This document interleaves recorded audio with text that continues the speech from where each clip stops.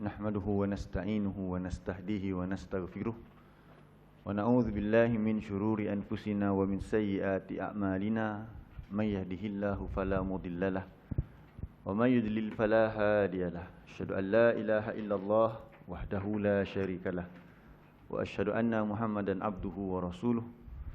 Allahumma anfa'na bima 'allamtana wa 'allimna ma yanfa'una wa zidna ilma.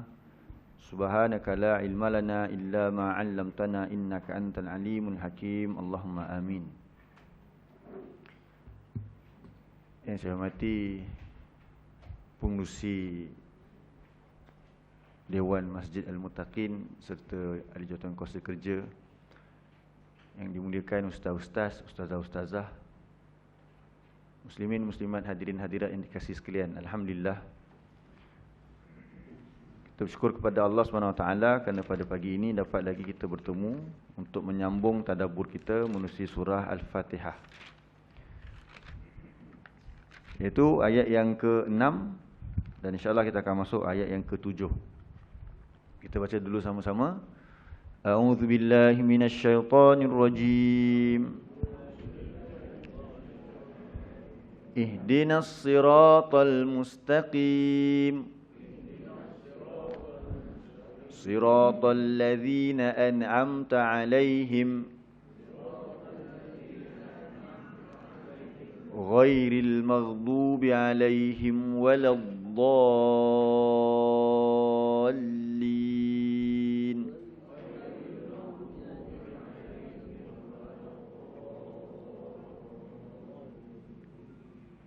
Cuba kita ulang kaji terjemahan untuk ayat ke-6 dulu. Baik, apa kalimah pertama?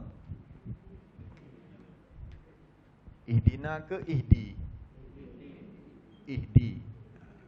Jadi ihdi ni fi'il amar, terjemahan dia apa? Dia tunjukilah oleh engkau. Itu terjemahan lengkap dia. Ihdi, tunjukilah oleh engkau. Biasa kita terjemah tunjukkanlah je. Tapi di dalam ihdi ni dia ada fa'il dia anta. Dia ada fa'il dipanggil sebagai domir mustatir. Setiap fi'il ni dia ada domir. Dan dalam domir tu, dalam setiap fi'il dia ada fa'il. Jadi fa'il ada dua bentuk. Satu fa'il berbentuk zahir, satu lagi fa'il berbentuk mudmar, iaitu domir. Jadi terjemahan dia ialah tunjukilah oleh engkau. Jadi kita minta kepada siapa? Engkau, iaitu Allah. Na ni maf'ulun bih. Apa terjemahan na? Akan kami. Tunjukilah oleh engkau akan kami. Baik, seterusnya as-sirata. As-sirata pun maf'ulun bih. Maf'ulun bih tsani, maf'ulun bih yang kedua, tambah akan juga. Akan jalan. As-sirat maksudnya apa? Jalan. Al-mustaqim, yang lurus. Baik, cuba ulang sama-sama. Tunjukilah oleh engkau akan kami akan jalan yang lurus. Sekali lagi, tunjukilah oleh engkau akan kami akan jalan yang lurus. Baik, apa maksud as-sirata? Jalan, akan jalan. Apa terjemahan ihdi? Tunjukilah oleh engkau. Apa terjemahan al-mustaqim? Yang lurus. Okey, kita sambung ayat ni pula. Sirata. Jadi sama kan? Sirata. Samalah jalan. Kita pernah terang sikit dulu, dan saya rasa, bukan saya rasa, memang pun dalam kelas kita sebahagiannya memang ada yang dah belajar bahasa Arab. Mungkin ada yang saya tak tahu ke, tapi tak apa. Kita pernah bincang dulu, kalau nak buat ayat dalam bahasa Arab, permulaan ayat tu dipanggil sebagai subjek kan? Bahasa Melayu pun samalah, panggil apa? Subjek. Lepas tu ada predikat. Subjek ni kalau bahasa Arab kita panggil mubtada. Mubtada dia kumpulan apa? Marfu' ke, mansub ke, majrur ke, majzum. Okey, marfu'. Jadi antara tanda marfu' ialah baris depan. Cuma dalam ayat ni, dia perkataan pertama ni tapi dia baris atas. Dia baris atas. Kalau perkataan pertama dalam ayat dia mula dengan baris atas, ketahuilah itu bukan mubtada'. Itu bukan subjek. Maksudnya apa?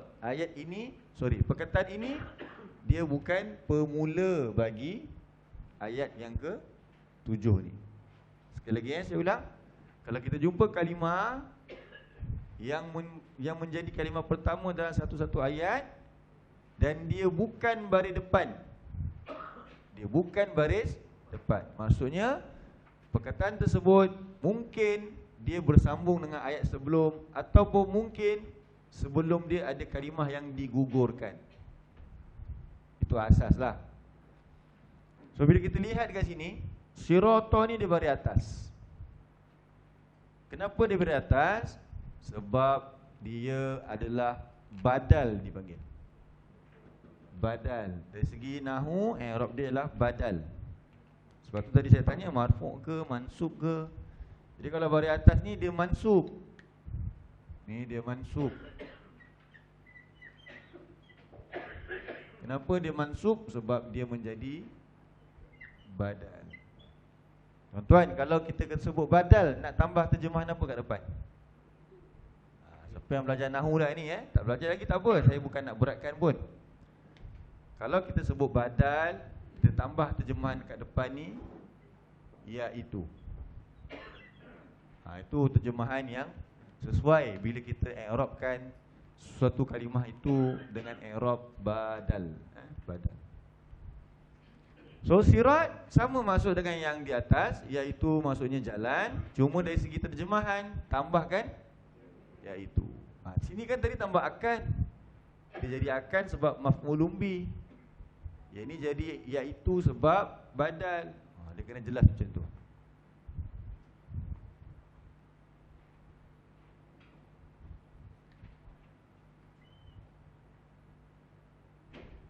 Baik, jadi terjemahkan sama-sama. Sirata. Jalan kita tahu dah, iaitu kena tambah. Iaitu jalan. Alladzina. Maksud alladzina, orang-orang yang. Jadi ini mudhaf ilaih, iaitu jalan bagi orang-orang yang. Baik, an'amta. An'amta. An'amta ni ada kaedah. Ni kita belajar sikit kaedah. An'amta.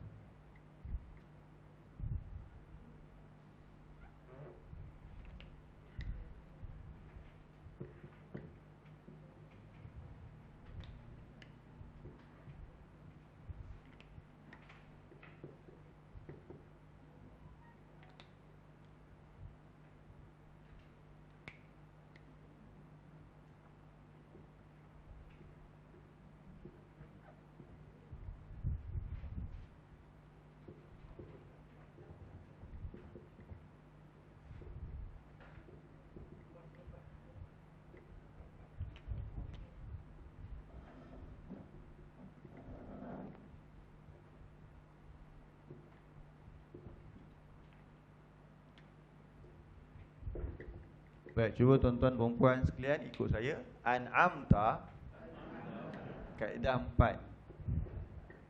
Kita dah jumpa kaedah yang keempat dah ni. Dulu kaedah pertama a'udzu, hamzah di awal kalimah, huruf akhir baris dhammah. Kaedah yang kedua al-alamina, ya nun berbaris fathah di akhir kalimah. Kaedah 3 nun di awal kalimah, huruf akhir baris dhammah. Ni kaedah 4. Kaedah apa ni ustaz? Kaedah asas terjemahan Al-Quran. Baik, ikut saya sekali lagi. An'amta, kaedah 4. Tandanya ta berbaris fathah di akhir kalimah. Kenapa tak? Ta, ni ada ta berbaris atas, fathah ni atas. Di mana? Akhir kalimah. Kemudian sebelumnya sukun. Nampak? Sebelum ta baris fathah ni ada tanda apa? Sukun.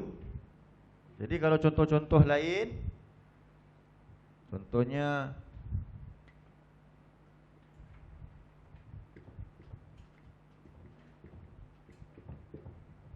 ni apa? Rozaqta. Allahumma barik lana fima rozaqta. Rozaqtana. Nah tu betul dulu. Rozaqta. Jadi kalau kita jumpa ada ta pada fathah ni. Allahumma hdina fiman hadaita. Sebenarnya apa? Hadaita. Dalam doa kunut kita baca. Jadi semua ni dia ada apa kat belakang? Ta bari fathah di akhir kalimah, sebelumnya sukun. Kalau tuan-tuan jumpa kalimah yang ada tanda macam ni, ingat ta dia mesti bari atas. Cuba tuan-tuan buka surah 2 ayat 40.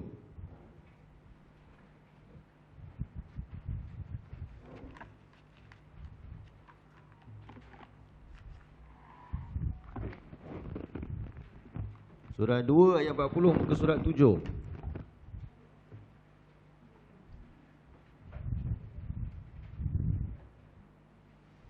Surah 2 ayat 40.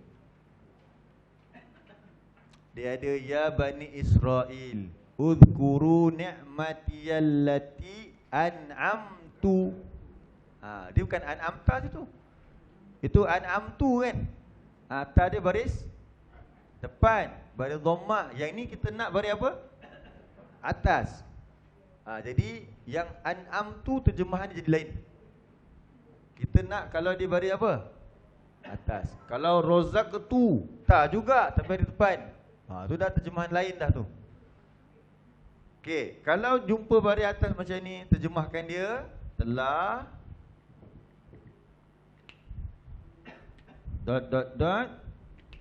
oleh engkau.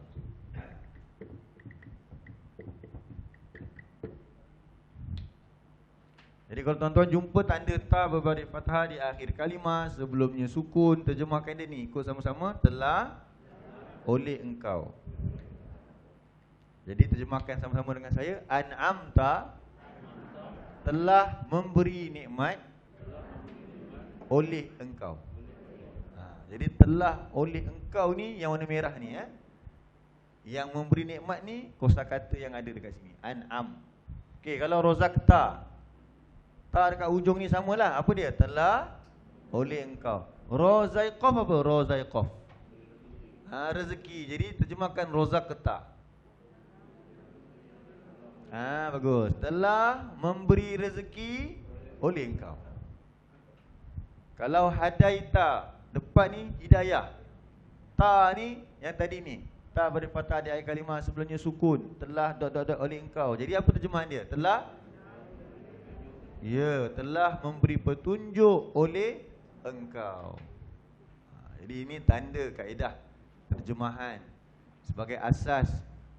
Ini asas pemula bagi pelajaran sorof. Kita ada 19 kaedah untuk mukadimah sorof. Baik, sambung terjemahan kat sini. Daripada awal, iaitu jalan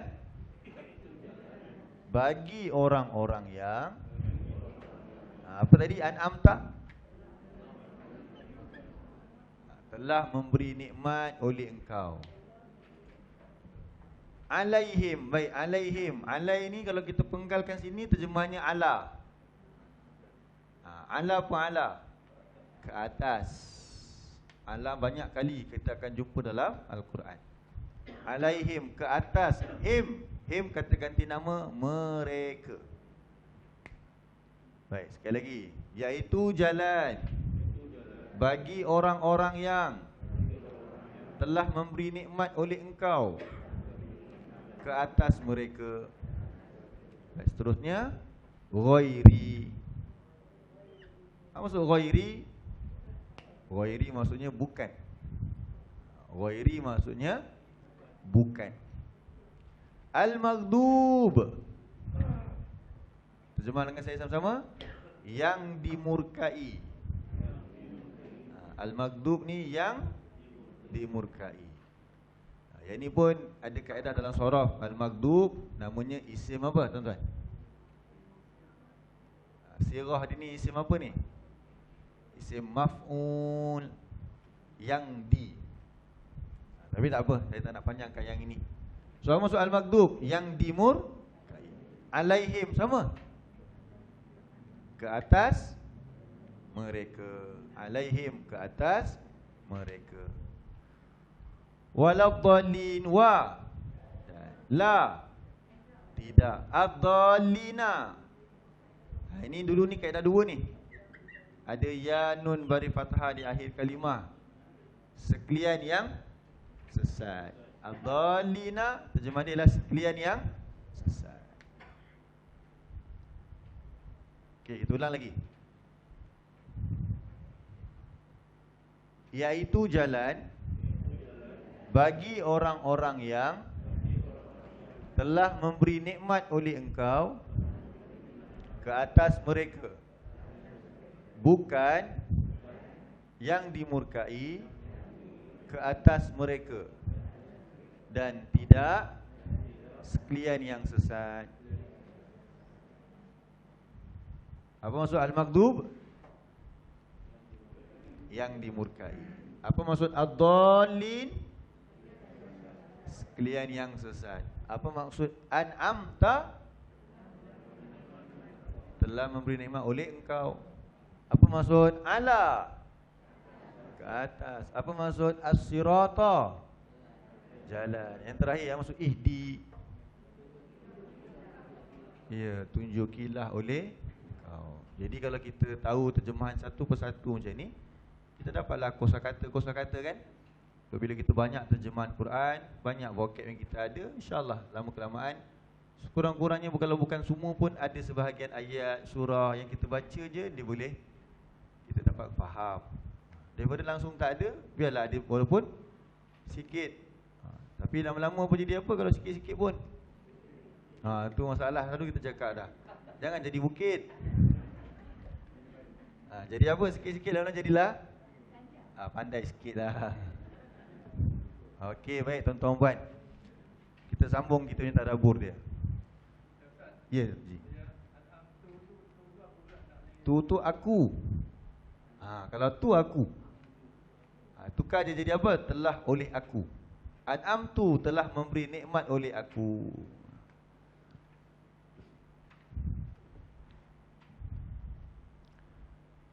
Okey Baik, jadi betapa pentingnya bahagian terakhir ini adalah permintaan kita kepada Allah. Kita mohon kepada Allah sebanyak 17 kali kita minta Allah tunjuk. Tunjuk ni ada beberapa makna kan? Apa makna-makna tunjuk kita bincang hari tu? Apa maksud ihdi? Ada 4 kan kalau kita tak silap kita bagi. Apa maksud tunjukilah oleh engkau akan kami? Ada 4 makna. Yang tu. Arsyidna. Lagi? Wafaqna. Lagi? Sabitna. Dan satu lagi? Alhimna. Sebenarnya kita minta tunjukilah tu. Sebab apa? Kalau kita minta Allah tunjuk jalan lurus, jalan ke syurga. Jalan ke syurga Quran. Dah belajar dah Quran. Apa lagi? Selain dia tunjuk, dia juga maksud sabitna. Maksudnya apa? Setiap kali kita solat, kita minta ya Allah. Apa maksud sabitna? Teguhkan. Teguh, tetapkan. Itu juga maksud ihdina. Tetapkan kami ke atas jalan yang lurus. Takut apa dia? Takut. Macam hadis Nabi, tuan-tuan boleh buka hadis yang keempat dalam Arba'in An-Nawawi. Saya betul kat masjid kita ada kuliah Arba'in Nawawi kan? Cuba buka balik hadis yang keempat. Cerita tentang takdir yang Allah tetapkan masa Allah ciptakan manusia tu. Yang Allah kata manusia cipta 40 hari. Kemudian lepas 40 hari ditiupkan roh. Dalam hadis tersebut ada Nabi kata tentang apa dia? Nabi bersumpah yang ada orang hidupnya dia beramal dengan amalan ahli syurga. Sehasta nak masuk syurga. Takdir Allah telah mendahului, dia beramal dengan amalan ahli neraka. Kemudian dia dicampakkan ke dalam neraka. Ada orang pula dia beramal dengan kehidupannya amalan ahli neraka.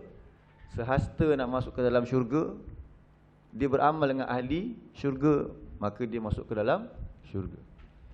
Jadi yang kita takut apa dia? Di pengakhiran kita tu.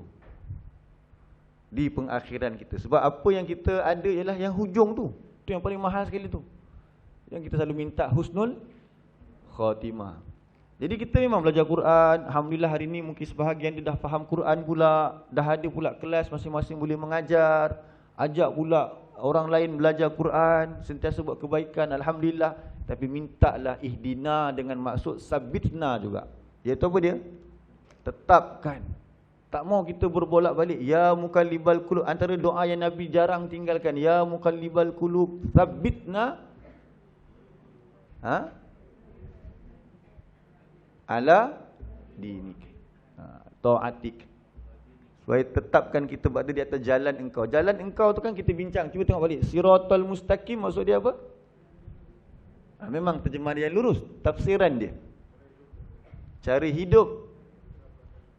Cara hidup apa? Islam. Dinul Islam. Ni ulang kaji sikit. Betul kan? Jadi sama dengan maksud yang Nabi minta tu. Ya mukallibal qulub tu. Sabitna ala dinik. Nampak tak? Ada kaitan. Apa yang Nabi minta mesti ada kaitan dengan kehidupan kita. Jadi kita takut di hujung. Sebab itulah seorang yang masih hidup, terutamanya kita kadang-kadang kita menghormati guru-guru kita. Kita akan rasa macam menyanjung. Sampai tahap yang ini tak bolehlah mensucikan. Tak boleh. Sebab tu adabnya bila kita sebut nama orang yang kita sayang, kita sebut apa kat belakang dia? Kita sebut apa kat belakang dia? Kalau orang dah meninggal, kita sebut apa? Dekat belakang. Rahimahullah kan? Tapi untuk orang yang masih hidup, kita sebut apa? Hafizahullah. Sebutkan istilah tersebut. Contohlah kita sebut yang kita muliakan, guru kita, sekian. Hafizahullah. Kenapa kita sebut hafizahullah? Hafizah maksud hafizah, pelihara. Jadi kita doakan semoga Allah pelihara dia. Sebab selagi belum mati, ada kemungkinan tergelincir. Na'uzubillah. Tapi bila orang dah mati, kita letakkan dia di rahmat Allah. Pada rahmat Allah tersebut rahimahullah. Kecuali sahabat-sahabat Nabi, kita sebut apa?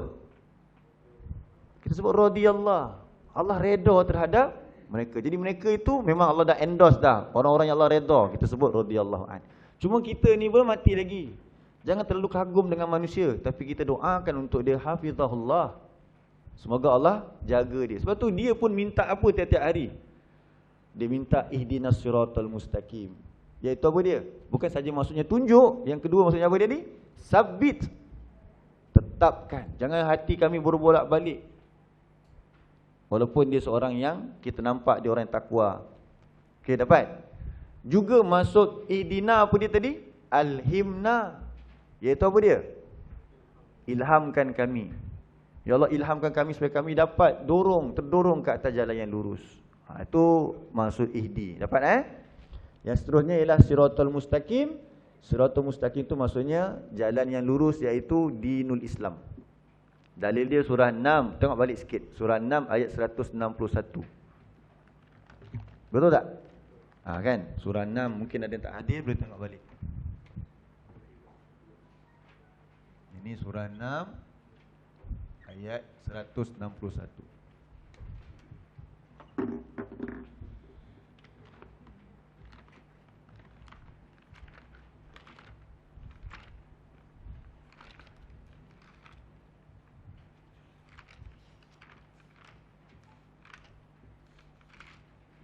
Muka surat yang ke 140, bukan, 150.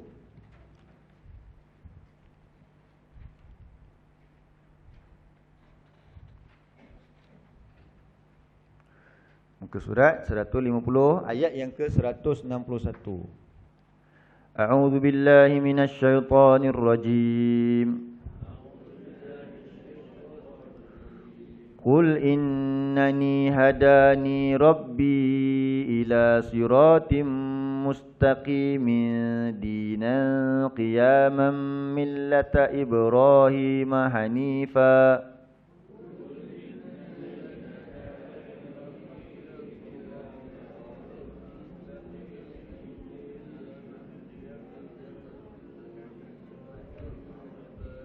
وما كان من المشركين. Cuba lihat terjemahan dia, Allah kata apa kan? Katakanlah wahai Rasul, sesungguhnya aku, Tuhanku telah memberi petunjuk kepadaku, ila siratim mustaqim, ke jalan yang lurus. Apa dia? Akan agama yang tegak ini. Nampak tak? Nabi bagi tahu apa dia? Nabi bagi tahu Tuhanku telah memberi petunjuk kepadaku. Kenapa Nabi cakap begitu? Sebab Nabi minta apa? Ihdinas siratal mustaqim, tunjuki aku jalan lurus. Nabi kata, Allah yang suruh Nabi katalah. Nabi kata apa dia? Tuhanku telah memberi petunjuk kepadaku ke jalan yang lurus. Apa jalan lurus itu? Dinan qiyaman. Agama yang lurus ini, agama yang tegak ini, iaitu dinul Islam. Din tu apa? Din, cara hidup. Cara hidup. Sebab tu diterangkan lagi nanti pada ayat 162. Itu cara hidup. Ayat 162. Apa dia? Inna solati wa nusuki. No, ayat 162 kan? Wa mahyaya wa mamati. Jadi bukan beragama tu masuk semata-mata ritual. Kita datang solat, mendengar ceramah. Itu baru dekat solati dan juga wa nusuki. Juga termasuk cara hidup itu ialah kehidupan kita seluruhnya. Wa mahyaya, kehidupanku. Jadi kehidupan kita, kita kena uruskan dengan cara hidup yang telah Allah tetapkan. Tak boleh kita reka-reka sendiri. Oh, untuk solat kami ikut hadis dan Quran.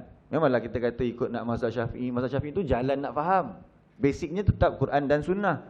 Tapi untuk pekerjaan, untuk pendidikan, untuk kehidupan, oh yang itu saya ada rujukan yang lain. Untuk ekonomi, saya ada rujukan yang lain. Untuk parenting, saya ada rujukan yang lain. Tadi awak mengaku apa? Wamah? Ya, kehidupan. Jadi pendidikan tak ikut apa yang Allah corakkan. Pendidikan kita dahulukan